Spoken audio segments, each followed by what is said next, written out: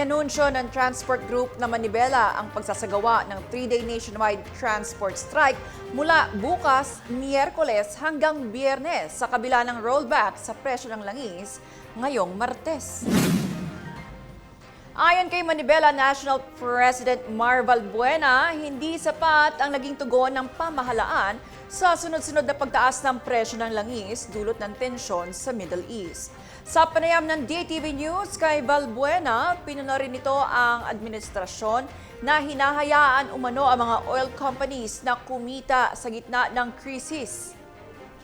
Wala na pong atrasan ito. Rollback po ba ay makatotohanan po o dapat po mas malaki pa? Taong bayan ang namuhunan doon sa inangkat ngayon. Noon pa lamang po ay ikinarga na nila yung pambili nila ng mataas na presyo ngayon. Noon pang unang stock yung ibinebenta nila, hindi po ba dapat ay bayad na tayo at dapat ibalik nila doon sa tamang presyo?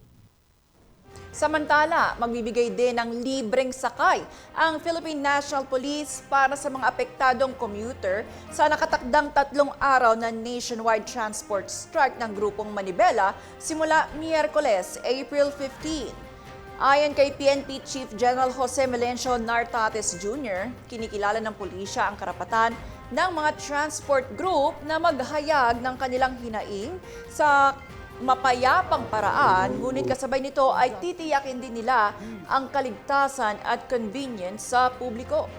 Ayon sa PNP, makikipag-ugnay na sila sa mga transport group para masiguro ang maayos na daloy ng protesta at maiwasan ang anumang aberya.